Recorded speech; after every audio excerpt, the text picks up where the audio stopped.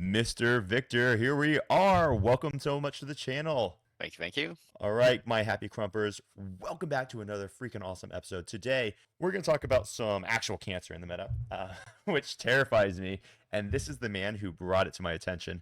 Allow me to introduce Victor Bergen. And if I have butchered your name, I apologize. I do my best. One does what one It's can. fine. So Victor is an amazing player, and he's here to talk to us about a disgusting Grey Knights list that I very recently came across. It is, in my opinion, one of the most terrifying things that I could play in the game. Victor's going to kind of explain it to us, and he's going to tell us about what it pairs well into, how it plays, and maybe, if we're lucky, how to play against it. I don't know if we'll be that lucky, but we'll see.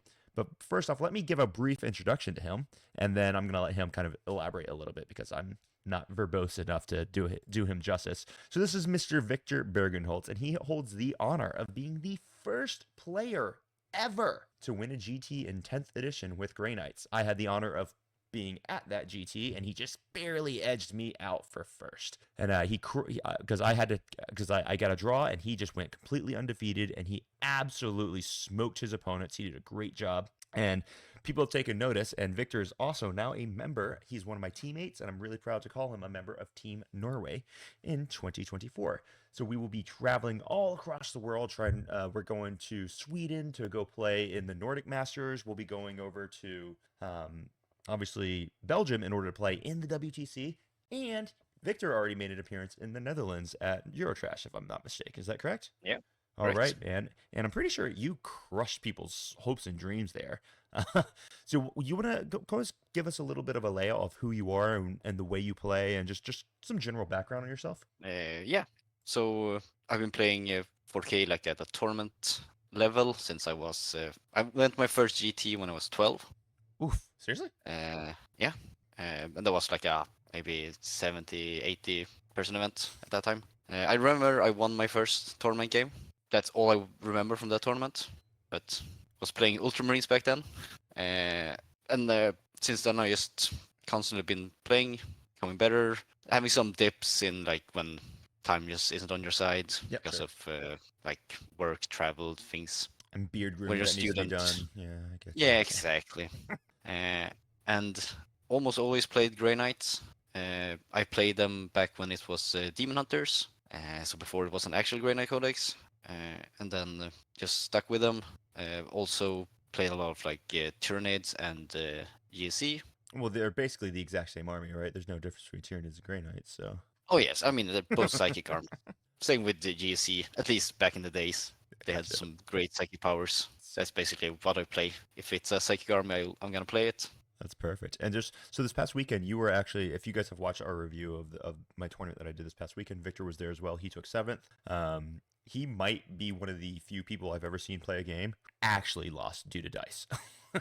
Most of the time, people claim that they Yeah. lose a game because of dice, but you might have you actually lost a game because of dice. Most of the time, it's always because you make a bad decision and then dice don't bail you out of your bad decision. But in this case, I don't really think that's true. Let's get into that in just a minute. So let me go ahead and introduce the list, and then break it down for us, baby. All right, so here Yeah. is the list. It is disgusting. It terrifies me. It shakes me to my core. When I first read it, I was like, holy crap, I do not want to be paired to this guy at the tournament. And luckily, I was not. We got 3 Grandmasters in Nemesis Dread Knight armor. We have 2 Tech Marines, 3 Nemesis Dread Knights, a Land Raider Redeemer, and a Canis Rex. Did I miss anything? No, I mean it's just 10 models, so not much to miss. When you look at this list initially, I think one of the things that a lot of people say is shit. But I think a lot of people also say, oh, well, there's no way it can play the mission really well. Like, you can't hold objectives or anything with it. And once we kill things, they're just gone. You want to kind of give us a rundown just of how this list works, because that's not the case. Like, this thing absolutely can kind of play the mission. You want to kind of give us a breakdown of what your thought processes were when you're building it, what its strengths, what its weaknesses. So I'm just going to kind of pass the ball into your court here. So as you said, like when people first see it, when you put it on the table, everyone's like, "Oh, that's a lot of like Dread Knights." Like, yeah, it is. And then they just assume it's a meme list that is just built for fun. As you said, it really slaps. This army does everything. It deals a lot of damage, and because it's Grey Knights, it also plays objective just really well. And the whole concept of it is Dread Knights was the one unit that got buffed in the balanced data slate.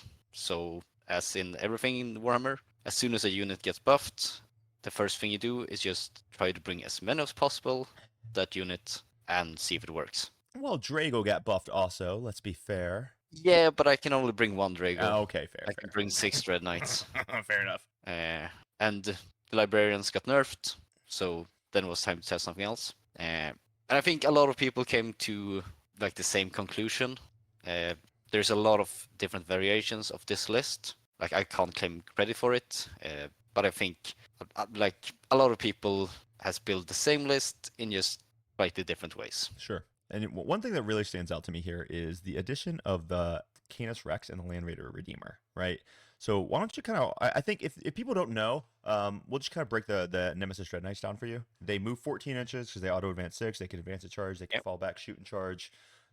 They've got 6 shots that hit on 3s, strength 10, AP 2, ignoring cover, damage 3, and then they've got 2 heavy flamers effectively as well. And then in melee, they've got like just a pretty good strike because you're running them with swords on the Nemesis and hammers on the Grandmasters. Is that No, right? hammers over Oh, hammers on everything. hammers on everything. Okay. Yeah. Hammers on everything. And then the Nemesis, and then the Grandmasters, their thing is they get to reroll hits, wounds, and damage against monsters and vehicles. So they will slay the monsters and vehicles, but they don't advance in charge, right? No. Okay. So they're usually the ones that get picked up at the end of my opponent's turn. okay. Because the regular ones are just gonna advance. So Mhm. 14 inches with fly, so I can move over things, makes them really fast. And then the other 3 will just either play the more like for the objectives or get deep strike where I need them. Mhm. A lot of times I will also use them to like rapid ingress to get into position to kill the tank if the opponent has one. Using the beautiful Amisadimos rapid ingress Oh yes, combo. That's so I've done poisonous. that a lot of times this tournament. You want to explain how that works if anyone who's watching this doesn't really know how that combo works? Yeah, so Misodamus is the best dressed in the game, I think, like hands down. If an enemy ends a move within 9 inches of me, I can just pick the model up. I can also make a normal move, but most of the time you will just pick the model up, put it back in the deep strike. Mhm. And then, because it's the movement phase, at the end of the movement phase, the model is in reserve, then I can rapid ingress him. And then I just rapid ingress him 9 inches away from the enemy, where they can't see me. Next turn, I'm gonna move 8 inches if it's a Grandmaster, or 14 inches if it's a regular Dread Knight, and then charge you. So just so I can like help people visualize this, essentially what you're looking at is because this happened to me in a game and I was not prepared for it. You're looking at a model who's standing on an objective. You're like, oh, okay, cool. I'm gonna move up. I'm gonna get a 5-inch charge, and then he's gonna miss a Damus him away, and you say, darn, now he's gone. And then you're gonna be stupid and you're just gonna advance another unit onto the objective. And since you advanced, now he's gonna rapid ingress 9 inches away from you, and you can't charge since you advanced. Yep. And then you say, oh crap. And then he's just going to move on and obliterate your unit. So it is so nasty, and it's something to really be worried about. So, in some of the other Nemesis Dread Knight list, one of the things that I've been looking at is I haven't really been seeing Canis Rex popping up. How did he play? How did he play into your army? Did he add? What did he take away? What are your thoughts on it, using the Canis Rex here? Yeah. So the other variations of this list either brings more Redeemers, or they bring like Hellmarines Mhm. to help with like the Necro matchup. I thought of Canis and Redeemer. They kind of fill the same role of making some of the bad matchups a lot better while not taking anything away from the already good matchups. Mhm. Because some of the things we struggle with is as Grey Knight is like Guard has historically always been like a bad matchup for Grey Knights, and like Dread Knights are only toughness 8, which means that Manticores and Basilisk actually hurt. Mm.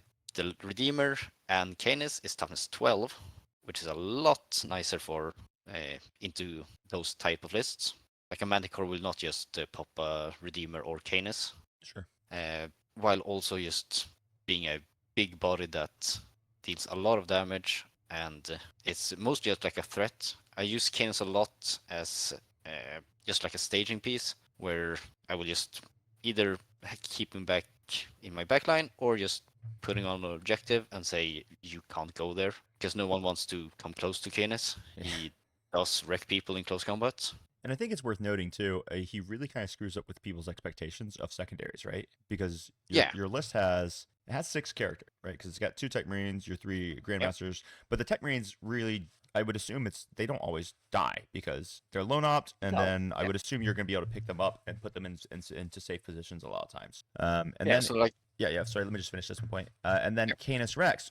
Once you kill him, out pops Sir Hector. And if you read the data sheet ability, when Sir Hector is alive, which is the most annoying thing in the game, but it's also one of the best written explicit rules in the game, Canis Rex doesn't count as dead, which means even if Nope. you kill this monstrosity, you don't get assassinate, you don't get bring it down, you don't get no prisoners, you don't get overwhelming force for killing a model on an objective. It's just absolutely bonkers, isn't it? Yep. And Sir Hector has loan up, so then he will just run away and hide. He just runs away. And like the same thing with the Tech Marines. Mhm. Like sure, their characters they only have 4 wounds, quite easy to kill, but they're loan ups as long as they're within a vehicle, which they will almost always be, Mhm. at least in the start of the game. And it's quite easy to then screen out if they have deep strikes, because I can just put a like Dread Knight base in front of them. They will not be able to get within 12. Yep. It's And it's also, then it's also late going to be really game, useful to get those Nemesis Dread Knights hitting on 2s, right? Because that's got yeah, to change the math dramatically from those guns hitting on 3s. yeah, like so early game they're great for actually like doing the thing, like Mm. buffing, standing close so they can heal if I take some damage, like the first turns. And then the late game, the Tech Marines just sits on objectives and also does actions if I need them to. Because I much rather do like cleanse and like homers with a Tech Marine than with a Dread Knight. Yeah, and I think that's probably something that a lot of people probably fail to see when they do this. Like, oh, well, what's this guy gonna do? Freaking cleanse with the Dread Knight? No, no, he's not gonna. He's not gonna cleanse with the Dread Knight. Yeah, So how does this? How does but this work on the tabletop? Are you a tactical army or are you a fixed army? tactical. Right. I want the CP from tactical, and also Grey Knight just played secondary so well Sure, totally. because I can do like any secondary. Mm-hmm. So is it like round 3? You tend to start picking up the Tech Marines so that they can go get deployed, teleport hammers. It's roughly around that round 3 time when you start picking Yeah, them up. Okay. that's usually when they. Because in the early game, I want to pick up the Dread Knights to Mhm. get them into position because my deployment is usually very like defensive in that the like Grandma's Tech Dread Knights are like just sitting back and just chilling, waiting for me to be able to pick them up. Totally. So what are the armies that you're really excited to play when you drop this? When you put this thing on the table and you see your opponent quivering in fear, who is it going to be? What are the armies where you're like, I am meant to crush this guy's soul? Well, the big ones are Necrons, which in this meta is really good. And that's just because the profiles are really nice into them. Mm. Like the Dread Knights kills destroyers, they kill wraiths, they can kill the Catans, especially the Grandmasters if they get into combat with them. Rerolls are a drug. Yeah, that's I did that first game, the missed Rapid Ingress thing, to be able to charge a Catan and just slap him. Like the tank shock on these guys are also really good because of strength 14, so +2 for higher strength and toughness. You almost always have a 16 dice tank shock. And also Canis is amazing into Necrons because his damage 4 is so nice into like have destroyers and destroyers, Mhm. also into like wraiths and Catans. Yep. Uh, And he himself can also use a stratagem for free, even if it's already been used, right? yeah, exactly. So you could get like a double seat command points reroll. So like if you have to go for a 9-inch charge over here, you could also give Canis Rex his reroll as well, which can be Yeah, super useful. this also just helps him be more consistent with his damage output Mm-hmm. because you get to reroll the number of shots he makes. Ah, that's true. Yeah. Okay. So I you would never assume get you like do that a lot. the one. Right. So that helps a lot with actually making him consistent because D6 shot is not the greatest, but D6 shots with a reroll and then sustained hits on 5+. And blast. Suddenly you're and blast, yep. Then Okay. suddenly you're starting to hit a lot. And a metric mess time. Cool. So Yeah. when we see Canis on there, we see Necrons. You're crushing Necrons. What else do we got? I'm crushing Custodes. Yeah. Anyone who wants to know why it crushes Custodes, try playing Custodes against this, and you'll understand really quickly. AP2 ignore cover and just flat 3. Bye bye. Yep. It's a great profile. Oh my gosh, that's brutal. Okay. Yeah. So I think Same thing. Custodes is pretty Canis, easy. yeah, like Canis and the Redeemer is also just great with Oh, Custodes. Like every murderous. model in my army is great.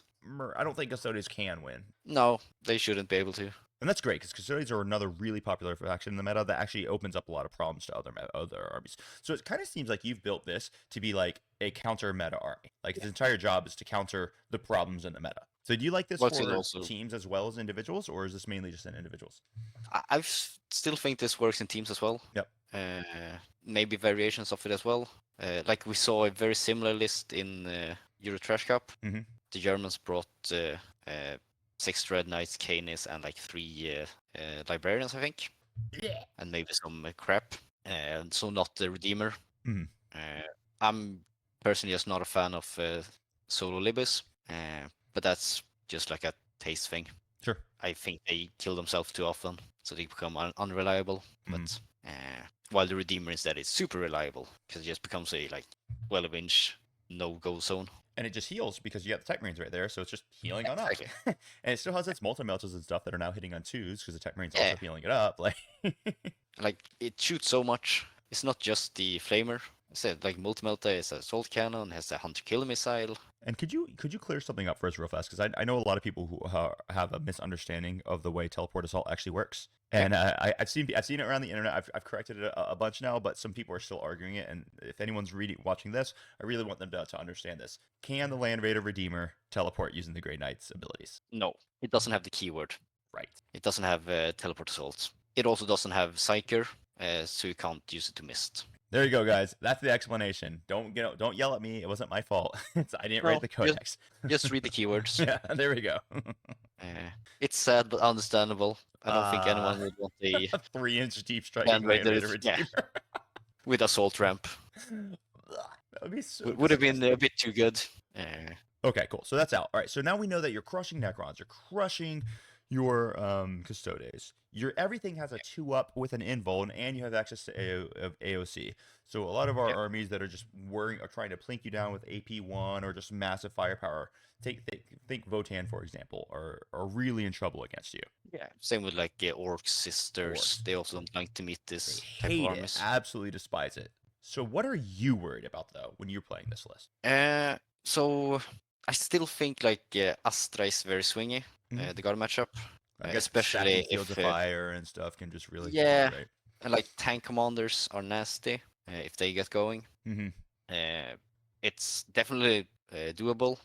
Like I won 2 guard matchups this weekend, so but it's not a fun matchup. You have to like rely a bit on dice on your 4-ups. I don't think anyone enjoys 3-ups playing because against of- guard. To be No. honest. Like the idea in that matchup is just like threat overload. Yeah. Sometimes you can just like unga bunga, put forward and hope they don't kill enough. Mm-hmm. Do you have trouble clearing hordes? Not really. Like every model in my army has a flamer. Right, with a 2d6 flamer too, right? Yeah. Yeah, okay. Right. And like the Redeemer Sure. does a lot of work in the horde matchups. Sure. And I'm also fast, so Yeah. move blocking is not as much of a threat when I can fly 14 inches. And I guess since you can always fall back and shoot with half your army anyway, it's like, well, I'm just gonna fall back and shoot and charge back in again and tank shock again. And, right. Okay, I'm with you.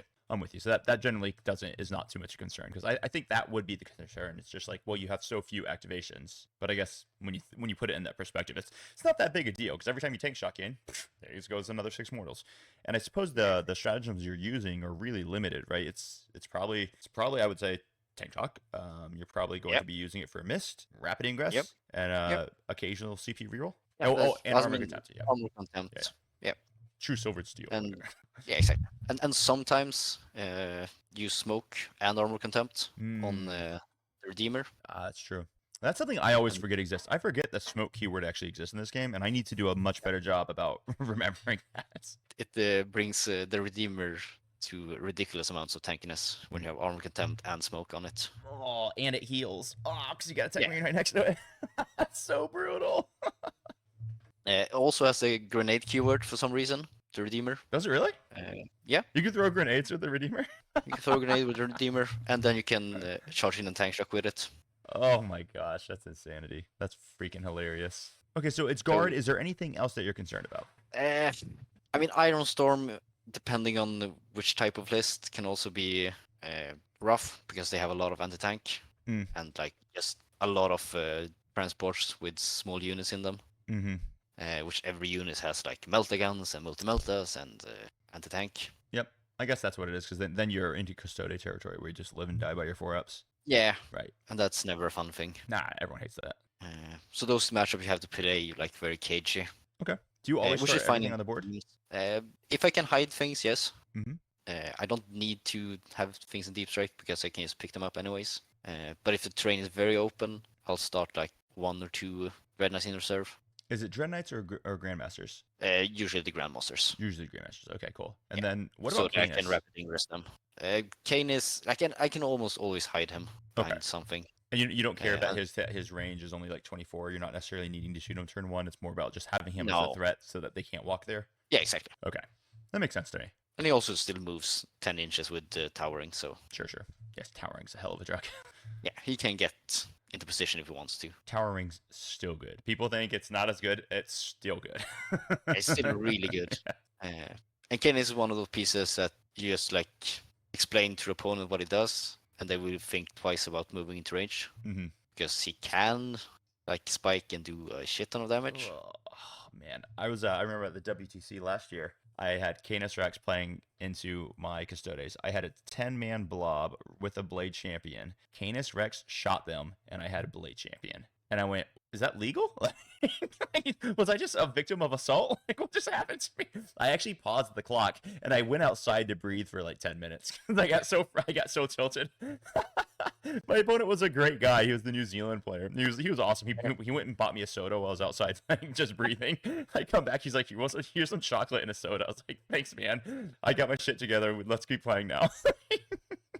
Yeah, I mean, as said before, like D6 shots with reroll, sustain on 5s, hitting on 2s, strength 14, and 4 damage. It's just Brutal. yeah, it's an amazing profile. So what are your thoughts now? I think you're probably going to be in Oslo in June for the GT, right? Yeah, I'm Okay. also going to Umeå for Lancia Fnatic Okay, in fun. a little over 2 weeks. And that one's got a ticket, doesn't it? Yes, it does. Ah, so exciting, dude. Get your ticket there, man. Let's do it. Yeah, That'd be that's the plan. sick. Any things that we're tweaking on the list, like, or are we pretty much set with it? So the other variant I'm thinking about is removing Connis and 1 Dread Knight, Grandmaster, Mm-hmm. and bringing in 3 Helverines and another Redeemer. I'm gonna play around, see if I enjoy it more. Like the anti-fly 2+ from the Helverines is really nice Sure. in a lot of matchups. But I also think it might just be a case of it makes our already good matchups even better, while not necessarily helping with like the worst matchups. Yeah, because the Like, it AP doesn't one make just like doesn't really help you. no, it doesn't make like the guard matchup any better, Nah. or the Iron Storm matchup. Mm-mm. Just helps with things I'm already good at killing. And I think that's a really valuable thing you just said, because that's one thing I see a lot of people do in their list building. I think it's a trap a lot of people fall for. They're like, oh well, I could be even better in this matchup if I had this. It's like, okay, maybe, but does that help you with things that you're losing against, or does that only help you with things that you're already winning against? Like, do you care about winning more, or do you care about shoring up your weaknesses? And I think Yeah. there's a lot of value in trying to frame things in that mind, which I think you just did a fantastic job of doing. And that's like always depends on if you're like, is it for teams or is it for singles? Right, exactly. For Totally. teams, it's really good to just go full on skew and be super strong into a few things. Makes sense. But in singles, I actually need to like see what the meta is and just play against that. Yep. Like I didn't talk about before, but I also like not a fan of the 1,000 Sun matchups because it's just a weird one. You you want to give the rundown of the thing that we were laughing at this weekend, because like none of us really recognize this about how Magnus's damage reduction doesn't work. Yeah. So Magnus's damage, he has -1 damage if he wants to. That is as long as it's not psychic weapons, and everything in the Grey Knight army is psychic weapons. But then instead, Magnus gets a strat for 4-up Final Pain against psychic weapons. But then no one else can use it, right? No, exactly. And it's a strat, so it needs CP for it. But it's mostly just like I had one of those matches against Thousand Suns. It just becomes like a boring match. Sure. Where no one can do anything because it's both the arms are super lethal into each other. So everyone just sits and like stages, like, oh, maybe next turn. And maybe not. Cool. Yeah. So do you have any closing thoughts on Grey Knights in general, the list, or where you'd like to see things go? I really like the list. Yeah. I'm actually surprised how much I liked it. Like even the match I lost, like it wasn't the list fault. And it was the Grey Knight mirror, yeah. Yeah, it was a Grey And you Nightmare. went first in it. Yeah, I went Yeah, which first, always sucks. and then I just couldn't kill anything. I shot my entire army and killed one Dread Knight. Which Charged with is basically one my of the things entire Dread Knights army. do, right? Yeah, Yeah. should be really good into another Dread Knight. Right. And Kane is also really good into it. And then I just charged with everything, failed every charge as well. Ah. And the only charge I made was into strikes, where I killed 2 strikes and then Oh. took 6 damage back. So yeah, that was just like the dice didn't want me to win. And sometimes that happens. But no, I really like the list. Cool. I really like Dread Knights. I'm happy they're back. I'm a bit afraid that they will get nerfed again. I just hope that we get something in return then. Yeah, I agree. Well, Victor, this has been awesome. Thanks so much for coming on and talking about this. Guys, if you want to hear more about Victor, he's definitely in the Discord. He answers questions. He's pretty active there. You might be seeing him in the next Happy Corrupt and Wargaming Season 2 TTS tournament. I'm not sure if he's in yet, but he very well might, maybe. He's always available to answer questions and help out and stuff. So don't be afraid to give him a shout and send him a GIF of something inappropriate for YouTube. So with that, Yeah. I think we're going to go ahead and sign off. Victor, thank you so much for coming out. I'm really excited to be going to Belgium with you later this year, and we're going to crump some nerds. It's going to be an absolute blast. I really think we need to like tie fireworks into your beards and just like have them like light to just intimidate your foes. I think that's the way that we do it. Yes. Nice. Let's do it. All right, man. We'll get up with that. Thanks everyone for tuning in. We'll be back probably tomorrow with a in-depth TTS tactical video as well. So hope you all have an amazing freaking day and crump on. Bye-bye.